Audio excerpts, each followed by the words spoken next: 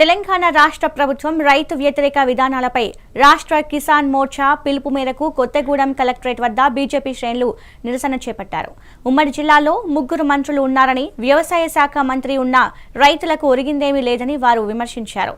సీతారామ కాలువ ఇరుపక్కన ఉన్న రైతులు నీళ్లు లేక అహర్నిశలు కష్టాలు పడుతున్నా నీళ్లు తరలించకపోయే కార్యక్రమాలు మంత్రి చేస్తున్నారని ఆరోపించారు. రైతులకు ఇస్తానన్న 15,000 ఇవ్వకుండా 6,000 మాత్రమే రైతులకు భరోసా కింద ఇవ్వడం ఎంతవరకు సబబని ప్రశ్నించారు.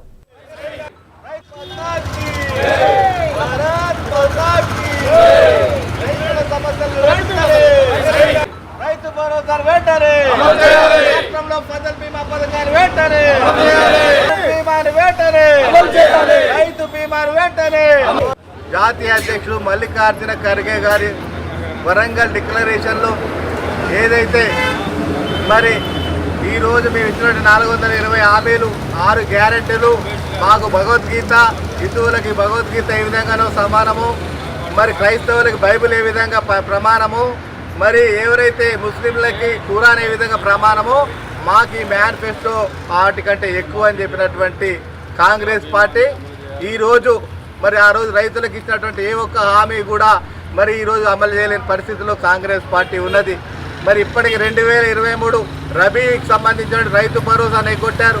2024 ఖరీఫ్ రబీ 2 రైతు భరోసాలు ఎగ్గొట్టారు. కానీ ఈరోజు హడావుడిగా మరొక కేవలము ఖరీఫ్ సంబంధించింది, అది కూడా స్థానిక సంస్థ ఎన్నికల కోసము ఈరోజు రైతు భరోసా ఇచ్చినటువంటి సందర్భం చూశారు. మళ్ళీ ఈ యొక్క ఎన్నికలు అయిపోతే మళ్ళీ ఈ యొక్క రైతు భరోసా బంద్ అవుతుందని స్పష్టంగా ప్రజలకు ఈరోజు రైతులకు అర్థమైంది.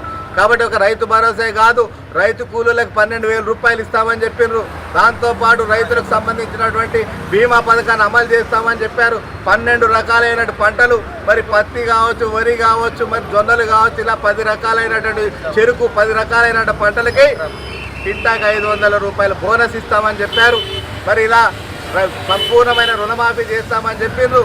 మరి ఈరోజు ఇలా చెప్పుకుంటూ పోతే రైతులకు చెప్పినటువంటి ఏ ఒక్క హామీ కూడా